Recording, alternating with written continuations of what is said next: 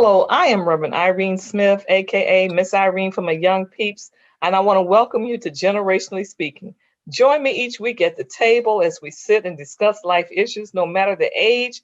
And as we sit and we learn, or the more discussions we have, we learn from each other and we all grow and mature to become better persons. Well, I'm excited to welcome back Pastor Shamika Latte Oliver, the founder of Women Who Lead Connect. And also, I'm going to turn it over to my other co-host, Minister James Durham, as he will welcome our special guest as we continue our conversation with April Wilson. All right, Minister Durham. Well, April, we appreciate you sharing that wealth of knowledge over these past, now this is the third week. So we want to continue to tap into that financial expertise of yours. So I would like to start off this time around by talking about saving for college. There are a number of people watching this show who are parents who soon will have kids in college, or just individuals who want to pay for their own college, whether they're a youth or an adult. So what would you share about paying for college, whether it be a 529 plan or what have you? Absolutely. Well, saving for college, the 529 plan is a great option because it has some benefits to where as though once you put your money into the 529 plan, it's like an investment. So it's the money is invested in secure funds. And what happens is once your child goes to college, you can use the money for college. Also, you can use it for private school. Some of them will allow you to use it for private school. You just got to read the fine line to make sure. And you utilize those expenses for college or private school, and you won't have to pay taxes on it. The money that grows in those accounts, you won't have to pay any taxes on it as long as you're using it for schooling. So say, for instance, if you put money away in a 529 plan and your child doesn't want to go to school, you can take the money out, but then you will have to pay taxes on the money if it's not utilized for school. But it's most definitely a great way to save money for college because your money can grow in the 529 plan. Okay. What are your thoughts about just student loans, and maybe persons right now they've graduated from school and they got this pile of student loans? What is the best strategy to attack that? Oh, the best strategy to attack the student loans, unfortunately, a lot of people, after they get the loan and they see the loan is as large as a mortgage, they're like, wow, how am I going to pay this back? How am I going to ever leave my parents' home where my student loans are as much as a mortgage? And a lot of times for a lower payment plan, you can call and talk to your lender about trying to lower the payment plan. It will be allocated over years and it may extend it. But some people need that relief right now until they start making more money to pay down the student loan. So those are one of the options. Also, what you can do is try to, some people can refinance it for a lower interest rate, depending on how you got your student loans. You can try to get a lower interest rate. Speaking of that, I know there are opportunities sometimes for students to go work in various communities that might offer them some payoff value towards their student loan. And then I wanted to hear from, when I think about parents who have multiple children, is that account that we talked about, 529, is that set up for multiple children? Can you set that up for multiple children? Because I know that will be a major question. Like for myself, I have 3 sons. Can you set that account up so it covers like your 3 sons, or does it have to be set up for each individual child? Yeah, you can set it up for multiple kids. You can set up for multiple kids, and as long as the money's been spent on their education, then everything should be great. Okay. And have you heard about these programs where people can go and maybe teach in certain depressed areas for a certain period of time to get some relief from that student loan? Yeah, there are some programs in your community where you can get some relief, and there are certain jobs where, so if they hire you, they will pay a certain amount of money towards your monthly student loan bill. So that's highly recommended, to help lower your student loan debt. Yes. Excellent. And just to clarify something you mentioned when talking about the 529 plan, that it can be private school or college. Now, when you say private school, you mean during grade school? Yes. Good. Just wanted to clarify that just in case someone had that questions. So how do you open that account? Would a person go to the bank, or how would a parent go about opening that account? Yes, you can go to the bank. You have some investment banks. A lot of investment banks, they do offer it. It's best to research online and look at the fine detail because some investment banks, their criteria is different and they may have some minor changes. If I put that money in, and I decide as a parent, I changed my mind. Can you pull that money back out? Is there a penalty? Yes, you do have to pay taxes on it if you pull the money out and don't utilize it for education expenses. Yes. Okay. Okay. Got it. So if we could shift gears a little and talk about bankruptcy, you know, I've heard bankruptcy can be a good thing. It's not always so horrible, or it can be a really bad thing. I know we have our current president that's about to exit office has experienced many bankruptcies. So if you could just kind of share for the audience, just talk a little bit about bankruptcy. Yeah, well, bankruptcy is best to avoid because it does stay on your credit report for about 7 to 10 years. So it's best to try to avoid it as much as possible with calling your lenders and trying to negotiate. But if you must file for bankruptcy, it's great to consult with a credit counselor because you don't want to repeat the cycle again, because you can always repair your credit. So just as long as you don't repeat the cycle again, you can repair your credit and be able to finance homes and cars again. But with filing for bankruptcy can be expensive also. So you're already not able to pay your debt, and then you have to pay a fee to file for bankruptcy. And a lot of the laws now require you to pay for a counselor, a credit counselor, before you have to go through a bankruptcy program. I definitely have a question. I've known people to file for bankruptcy. Is there a certain amount that you would recommend someone who's in debt? Like, oh, okay, that's a huge debt, 100,000, maybe 200,000. But I've known people who filed bankruptcy just at $5,000 because they felt like that it was too much, and do you recommend people like, hey, you can pay down $5,000. It's not, don't file bankruptcy for that, or 25,000. But so do you have any recommendations for those who just want to clear the debt and not pay, smaller amounts? Yeah, and I think $5,000 is very low. I do, because they have debt management companies where they will speak on your behalf and say, well, my client can't pay $5,000, but she can pay $3,000. So you won't have to file for bankruptcy. Now that will go in your credit report that you didn't pay your entire $5,000, but you won't have to file for bankruptcy, and that stays in your credit report for 7 to 10 years, along with paying fees to file for bankruptcy, and that's associated with that. So you can consult with the debt management company, and they can negotiate on your behalf. What about payday loans that people do? What do you recommend? Payday loans, the loans that they do with their cars, all of these, going to these paycheck stores and cashing their checks and things like that. What do you say to our listeners about utilizing those types of businesses? Payday loans, you usually pay much more money back than you have received. So it's really best to try to avoid payday loans. Like you said, sometimes you gotta, give them like your car title. Mm-hmm. And if you do that, you want to make sure you're able to pay them that money back, because then you won't get your car back. But I recommend avoiding it. I mean, if you can borrow from friends, family, that's great, because you usually end up paying much more back than they gave you. Yeah. And so the check cashing places. Yes. The check cashing places in our community, what do you say about those? Wow. Check cashing places, I mean, the amount of fees they charge you just to get your own money, mm-hmm. It's ridiculous. So it's just best you can open up a free bank checking account and have your money deposited for free. I hear a lot of stories where I don't trust the banks, or I owe the bank some money.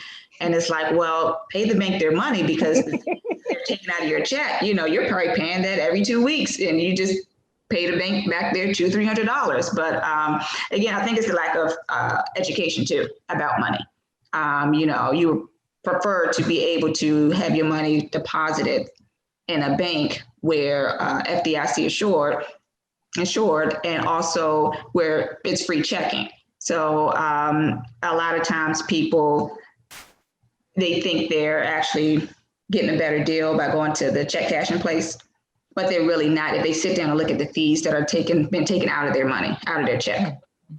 I want to do like a real quick commercial break real fast, and to our audience to say one thing I want to say is let's break the habits.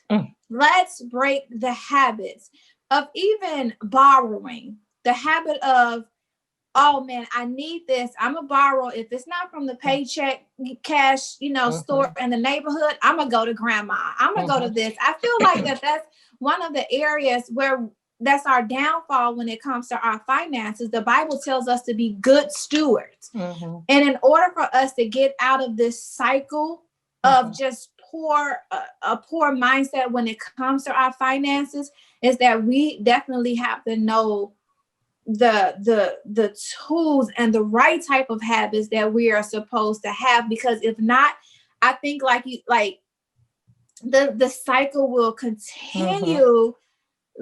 It will continue, and we won't get out of this financial debt.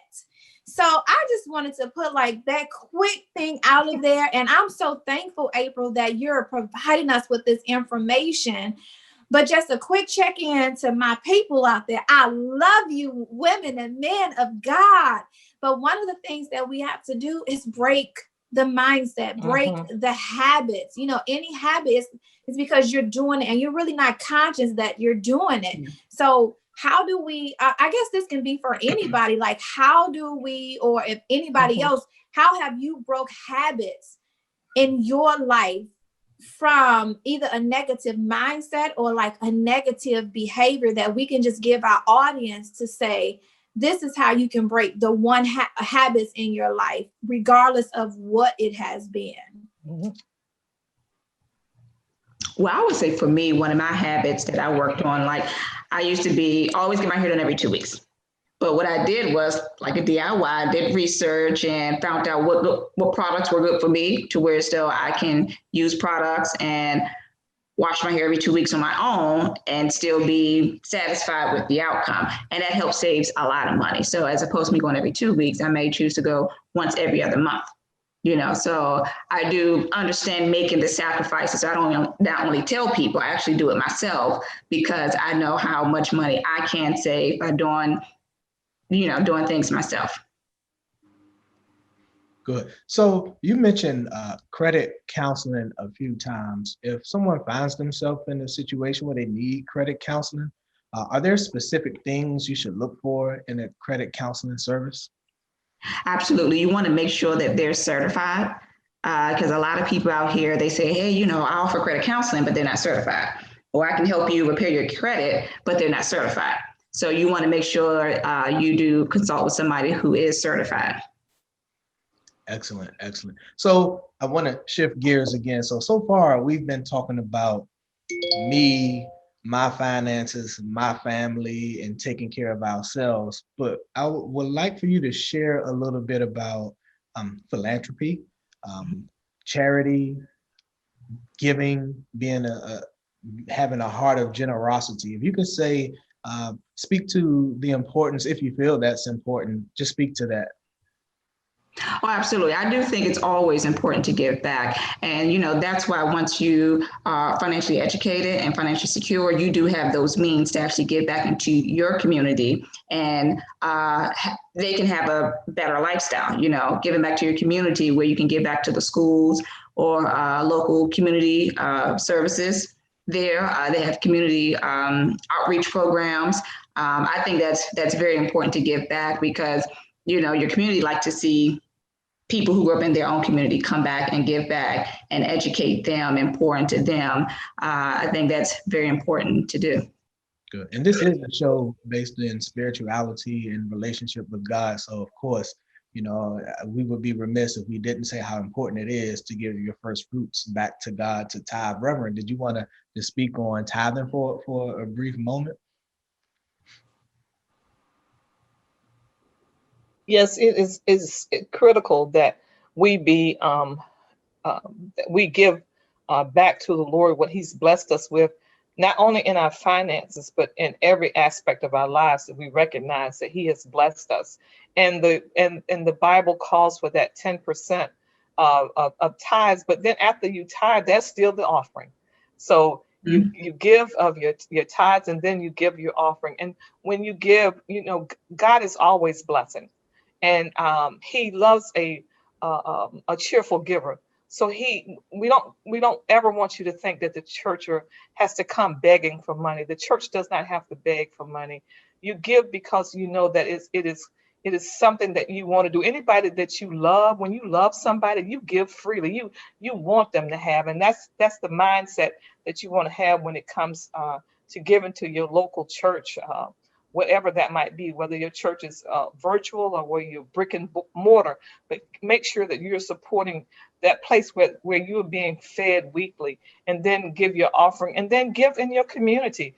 Here at Generationally Speaking, we just back in August, we had a major drive where we gave out book bags and stuff with school supplies. As we're looking towards Thanksgiving, we're going to be giving out hot meals to our senior citizens. So there's always an opportunity to give. There's always that opportunity to give. April, tell us a little bit about your business. Yes, well, financial empowerment. I've been in business for 2 years. We offer debt management, consultation, budgeting, savings, and credit counseling. So I do offer those consultation services to individuals. Each session is personalized. I like to customize it for every client of mine. And, we've been in business for 2 years, and, it's been doing pretty good so far. And again, my main goal is to make sure the client gets what they need, which is to work on a path to be financially secure, financially stable, and to create generational wealth. So how does a person get in contact with you? Well, I can be contacted via email, financialempowerment0@gmail.com. Financial empowerment, and one more time? Yes, financialempowerment0@gmail.com. Also, I have an IG page, Your Money Matters 1. Okay, so you have does that zero stands for no debt? Because we want them to remember that email address. Come on, let them know that zero stands for no debt, getting you out of debt. Absolutely. One more question before our time goes out. For those major purchases that we are looking at, cars and houses and all those other things that repairs, major projects in your home. When it comes to financing, what should we be thinking about before we make those purchases? Oh, well, most definitely you want to start with what's going to be more of a priority, what's more important to repair first, and also always do your research to find out the best price. You don't want to go with the first price because sometimes, that may be the most expensive, but do research and try to find the best price, try to find coupons. Sometimes I just Google the name of the company online and I see a few coupons come up 10, 20%, and that has helped me greatly. I want to go back to financial empowerment. I always love learning people's why. So I would like to know, what was your inspiration? What made you want to start that business? What made me want to start the business was I would talk to a lot of people, and especially Black people, who would come to me and they would tell me crazy things. I don't know why they want to tell me crazy stories to do with their money. Like I was going to say, oh, that's great. And I was like, why did you do that? Why did you spend all that money? Why did you deplete your 401k just so you can ball out of control? Like, why, And so as I started realizing, seeing that it is a problem, especially in the Black community, I'm like, I freely talk about this on a regular basis. So I went to go get certified, and I said, you know what, I do want to offer the services to people to help make sure they are financially secure, they're financially stable, and if they want to, pass this knowledge down to their kids, so the cycle can end. Excellent. So, were you going to say something, Yeah, Reverend? I was going to say that Pastor Shamika can chime in, but when people are hurting, they spend. Yeah. And they spend because they're trying to ease that pain, put a balm on that pain, not realizing that it's not helping. I'm hurting. I've been hurt. So I go out and I buy myself a new pair of shoes. I'm hurting. So I go out and I buy this and I buy this and I buy this and I buy this. And I spend out and I'm still in that same place of hurting. So I just, I want our audience to know that it takes God to ease that, to heal that brokenness in our lives. And things can't do it, no matter how much we try, things cannot do it. Cool. So Yes. to that point and to Shamika's point earlier, like we want everyone really to live an abundant life, as Jesus said he came for us to live. So we want to advocate building wealth. So April, if you can just share as we get ready to close out, just some principles for building wealth. What are some key principles to build wealth? Absolutely. Key principle is, number one, keep your debt low. Try to pay it off, because you can't be in debt and try to build wealth. You got to get rid of the debt first. So you want to get rid of your smaller debts first, pay that off, and don't create more debt. So then now when you have actually liquid cash, that liquid cash now can start going into investments, going into long-term investments where you're getting a 10, 15, 20, 30, sometimes 40% return on your money, depending on how well the investment is doing. And you can use that money to also pass down to your kids, pay off their colleges and, provide a better lifestyle for your family. Yes. And Reverend Smith, I did hear you clearly. And I do think that there are some underlying issues that causes us to spend in a way that's not healthy, for us. And just along with all of the amazing information, because I'm taking it all in like, oh, okay, I want to go ahead and do a little extra, even when it comes to my finances. But it's so true that finding the underlying issue, I think it even relates to breaking the habit.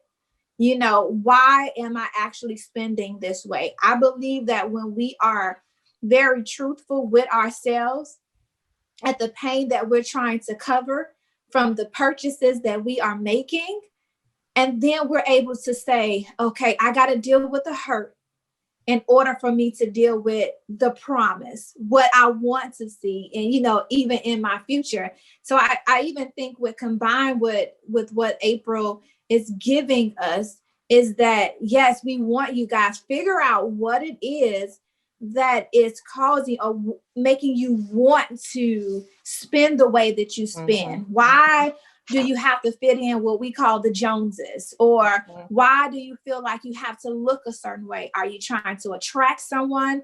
Are you trying to fit in? What are the areas of the insecurities? Why don't you feel like you have to pull back? What's making it, and really get to the root of the issue. So even when it comes to us paying tithes, we have an understanding that it's because if we don't know how to properly invest in mutual funds, the tithes is the basics of giving us, I believe, the discipline to be able to make proper investments. I believe that's one reason why tithes are in place. You have to create the discipline. And if you know how to give back to God freely, we have to realize the seeds that we sow will be sown back to us. There's a harvest that comes with investing, a harvest that comes with sowing the seed, and it happens over time. It takes a while when you put the seed in the earth in order for it, right? We have the amortization schedule when it comes to receiving our money over 10 and 20 years. There's a time for growth. Are you willing to wait? Are you willing to be patient? Some of us are just like in a rush. but do you plan on living tomorrow? And if we plan on living tomorrow, invest today, you know? Yeah. Amen. So, in our first show with you, April, you mentioned a mindset that people have. And that mindset you said was, we like for our money to be seen. And whether or not many people will even know that and be aware of that, or whether or not they would admit that, a lot of folk live by that mentality. But I want to ask you, if you could give us a motto or, one phrase for us to live by when it comes to our finances, what would that be? I would say, take care of your money. Make sure that's the first priority, is to take care of your money. And taking care of your money doesn't mean the money has to be seen. It can be taken care of to benefit your future, your family, but your money does not have to be seen. Take care of your money, and your money will take care of you. Well, amen. I love that. Money will take care of you. Amen. Amen. I can't think of a better way to end it.